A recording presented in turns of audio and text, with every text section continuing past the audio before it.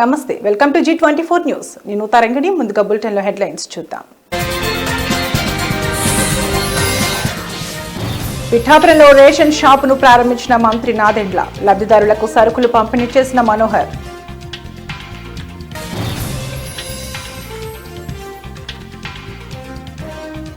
ఆగని రాజన్న కోడెల మృత్యు ఘోష. ఈరోజు మరో 5 కోడెల మృతి.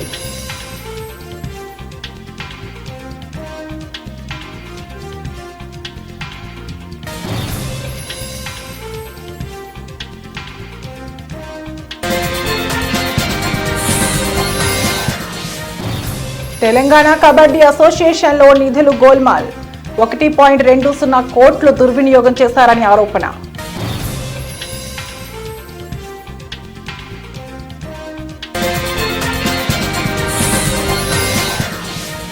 పాక్ గూఢచారికి కేరళ ప్రభుత్వ ఆతిథ్యమా.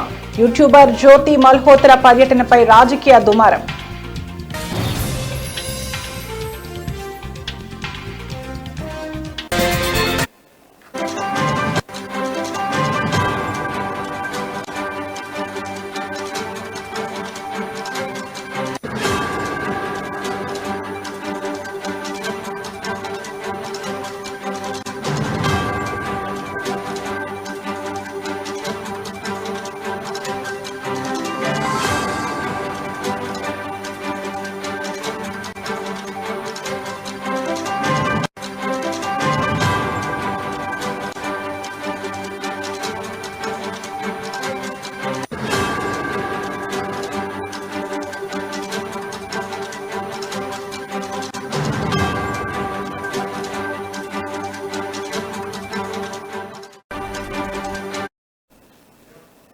బ్రేకింగ్ న్యూస్ చూస్తున్నాం. రాజన్న సిరిసిల్ల జిల్లా వేములవాడ రాజన్న ఆలయానికి చెందిన తిప్పాపురం గోశాలలో కోడెల మృతులు ఆగకుండా కొనసాగుతుండటంతో ఆగ్రహావేశాలు వెల్లువెత్తుతున్నాయి. గత కొన్ని రోజులుగా తరచూ కోడెలు మృత్యువాత పడుతున్న ఘటనలపై ప్రజలు తీవ్ర అసంతృప్తి వ్యక్తం చేస్తున్నారు. ఈ రోజు ఉదయం కూడా మరో 5 కోడెలు మృతి చెందగా గత 2 రోజులుగా తీసుకుంటున్న చర్యలు ఫలితం లేకుండానే మృతుల సంఖ్య పెరిగిపోతోంది. గోశాల నిర్వహణపై తీవ్ర అనుమానాలు, నిర్లక్ష్య ఆరోపణలు వెల్లువెత్తుతున్నాయి.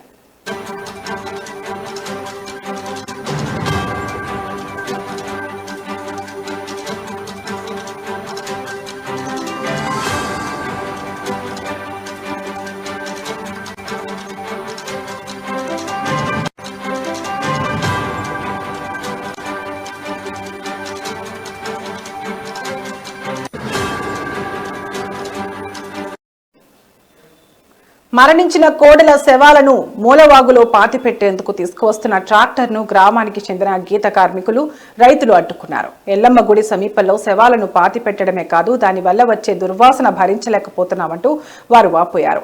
రైతులు మాట్లాడుతూ ఈ గోశాల వల్ల తమ వ్యవసాయ పనులు ప్రభావితమవుతున్నాయని, శవాల వల్ల భూమిలోనూ నీటిలోనూ కలుషితం ఏర్పడుతోందని ఆవేదన వ్యక్తం చేశారు.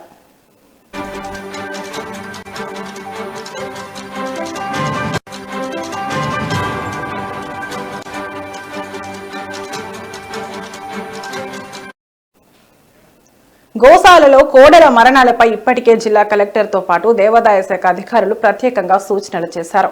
అయినప్పటికీ గోశాల సిబ్బంది నిర్లక్ష్యంగా వ్యవహరిస్తున్నారని వేటూరి ప్రాంతంలోని భక్తులు ఆరోపిస్తున్నారు. ఈ నేపథ్యంలో విహెచ్పి స్పందిస్తూ నేటి నుంచి గోశాలలో కోడెల పంపిణీ ప్రక్రియ నిర్వధికంగా కొనసాగించాలి అని డిమాండ్ చేసింది. మృత కోడెల విషయాల్లో పారదర్శకత, సమర్థవంతమైన చర్యలు తీసుకోవాలని, లేకపోతే తీవ్ర ఉద్యమాలు చేస్తామని హెచ్చరించింది. ఈ పరిణామాల నేపథ్యంలో గోశాల నిర్వహణపై అధికారుల తక్షణ జోక్యం అవసరం ఉందని పలువురు ప్రజా ప్రతినిధులు కోరుతున్నారు.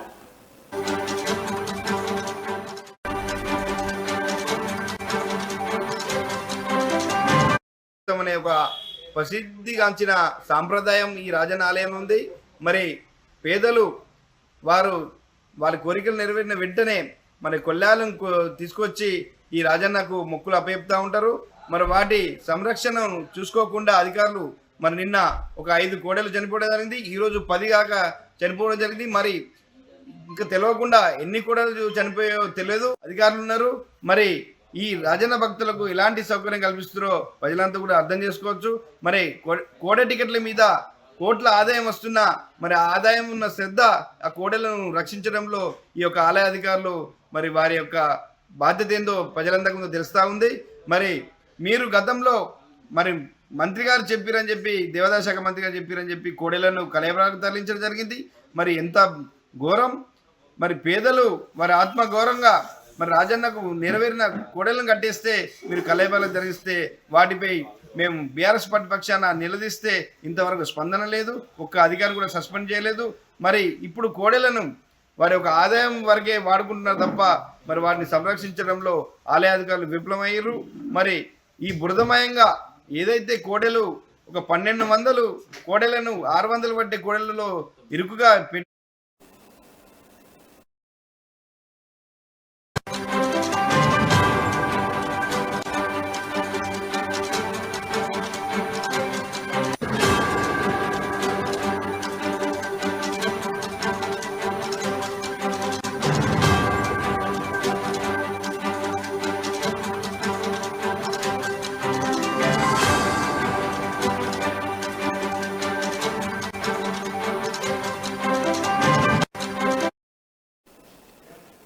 Breaking news. ప్రభుత్వం చెప్పిన మేరకు రాష్ట్ర వ్యాప్తంగా ఉన్న మొత్తం 29,796 రేషన్ దుకాణాల్లో సరుకుల పంపిణీ అట్టహాసంగా ప్రారంభమైంది. ఈ మేరకు పిఠాపురంలోని నూకాలమ్మ వీధిలోని గాంధీ బొమ్మ సెంటర్ వద్ద రేషన్ షాప్ ను పౌర సరఫరాలు, ఆహారం, వినియోగదారుల వ్యవహారాల మంత్రి నాదెండ్ల మనోహర్ ప్రారంభించారు. ఈ సందర్భంగా ఆయన మీడియాతో మాట్లాడుతూ రాబోయే రోజుల్లో రేషన్ షాపులను మరింత అభివృద్ధి చేస్తామని తెలిపారు. రేషన్ దుకాణాల వద్ద సీసీ కెమెరాలు ఏర్పాటు చేసి వినియోగదారులకు అన్ని సౌకర్యాలు కల్పిస్తామని పేర్కొన్నారు.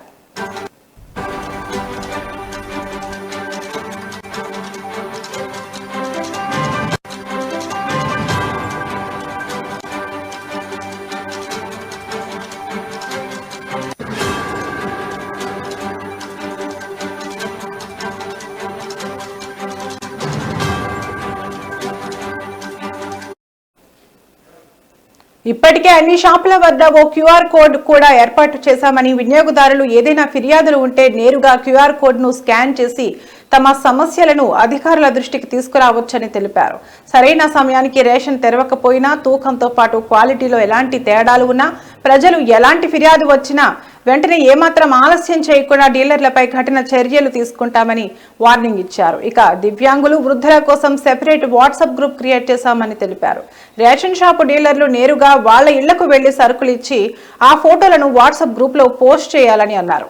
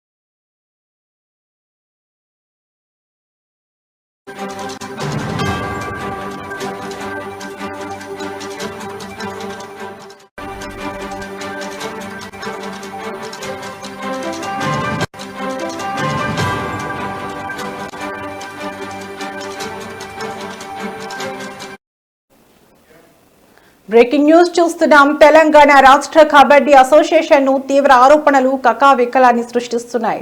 అసోసియేషన్ లో కోట్లాది రూపాయల నిధుల దుర్వినియోగం అయ్యాయని జాతీయ కబడ్డీ క్రీడాకారుడు, మాజీ సంయుక్త కార్యదర్శి తోట సురేష్ ఆరోపించారు. ఈ మేరకు ఆయన హైదరాబాద్ అబిడ్స్ పోలీసులకు అధికారికంగా ఫిర్యాదు చేశారు. తోట సురేష్ చేసిన ఫిర్యాదులో రాష్ట్ర కబడ్డీ అసోసియేషన్ కార్యదర్శి కె జగదీష్ యాదవ్, కోశాధికారి కెబి శ్రీరాములపై అనేక తీవ్రమైన ఆరోపణలున్నాయి. గత 40 ఏళ్లుగా వారు పదవుల్లో కొనసాగుతూ సంఘ నిధులను పక్కదారి పట్టిస్తున్నారని ఆరోపించారు. అంతర్జిల్లా కబడ్డీ టోర్నమెంట్ల కోసం ప్రభుత్వం విడుదల చేసిన నిధులను జిల్లా సంఘాలకు పంపకుండా వారు స్వాహా చేశారని సురేష్ పేర్కొన్నారు.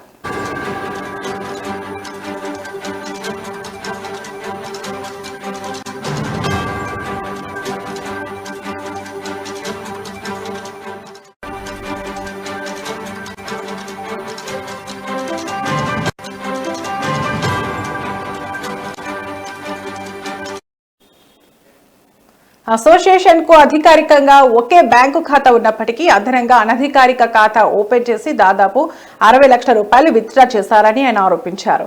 స్పోర్ట్స్ అథారిటీ ఆఫ్ తెలంగాణ అందించిన నిధులను సైతం వీరు దారి మళ్లించారని సురేష్ తెలిపారు. 2021లో సూర్యాపేటలో జరిగిన జూనియర్ నేషనల్ కబడ్డీ టోర్నమెంట్ కోసం విడుదలైన 1.20 కోట్లలో 50 లక్షలను వ్యక్తిగత అవసరాలకు వాడుకున్నారని అన్నారు. ఏజీఎం ఈసీ సమావేశాల నుంచి ముందస్తు అనుమతులు తీసుకోకుండానే సంఘ నిధులను జగదీష్ యాదవ్, శ్రీరాములు ఇష్టారీతిన వాడుకుంటున్నారని ఆరోపించారు.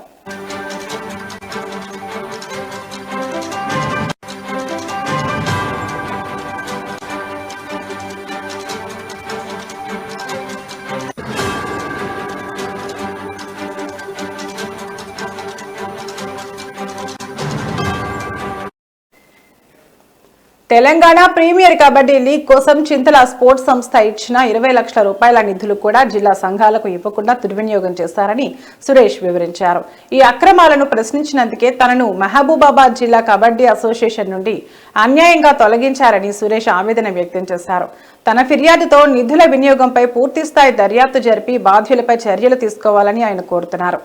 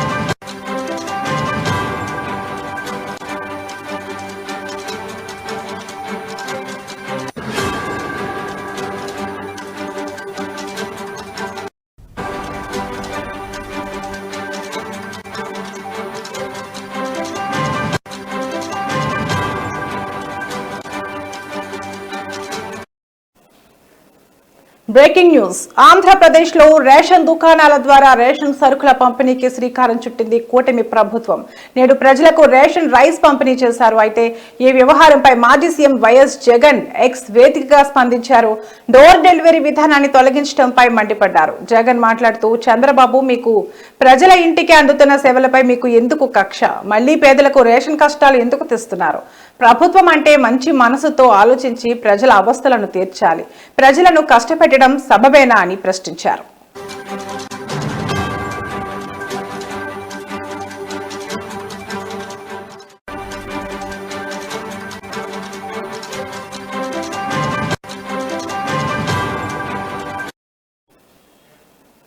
ప్రభుత్వ సేవల డోర్ డెలివరీ విధానాన్ని సమాధి చేయడం విజన్ అవుతుందా? వైసీపీ తీసుకొచ్చిన 9,260 రేషన్ వాహనాలపై ఆధారపడ్డ దాదాపు 20,000 మంది బీసీ, ఎస్సీ, ఎస్టీ, మైనార్టీల పొట్టకొడుతున్నారు. వారి కుటుంబాలను రోడ్డున పడేయడం ఎంతవరకు సమంజసం? ఈ ప్రభుత్వానికి మానవత్వం ఉందా? పారదర్శకంగా ఇంటి వద్దకే వచ్చి సేవలు అందిస్తూ వరదలు, విపత్తు సమయాల్లో బాధితులకు మరింతగా సేవలందించిన ఈ వాహనాలను తొలగించడం సరైనదేనా? ఈ సేవలు అందించిన వారిని ఉద్దేశిస్తూ వారు స్మగ్లర్లుగాను, మాఫియా ముఠా సభ్యులుగాను చిత్రీకరించేలా నిన్న మీరు చేసిన వ్యాఖ్యలు ఏమాత్రం సబబుగా లేవని అన్నారు.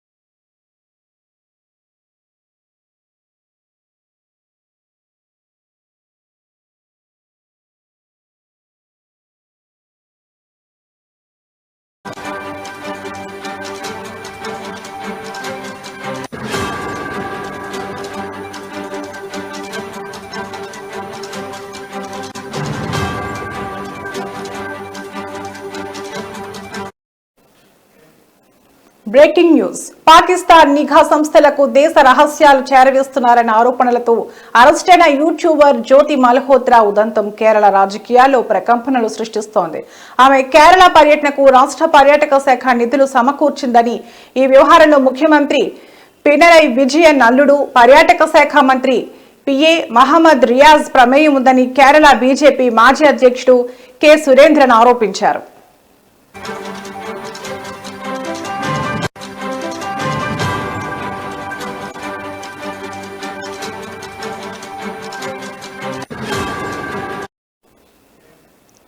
పినరై విజయన్ అల్లుడు రియాజ్ నేతృత్వంలోని కేరళ పర్యాటక శాఖ పాకిస్తాన్ గూఢచారిగా ఆరోపణలు ఎదుర్కొంటున్న జ్యోతి మల్హోత్రా కన్నూర్ పర్యటనకు స్పాన్సర్ చేసింది. ఆమె కేరళలో ఎవరిని కలిసింది, ఏ ప్రాంతాలకు వెళ్లింది, అసలు ఆమె పర్యటన వెనుక ఉన్న ఉద్దేశం ఏమిటి, పాకిస్తాన్తో సంబంధాలున్న వ్యక్తికి కేరళ ప్రభుత్వం ఎందుకు రెడ్ కార్పెట్ పరిచింది అంటూ సురేంద్రన్ తన ఎక్స్ ఖాతాలో ప్రశ్నల వర్షం కురిపించారు.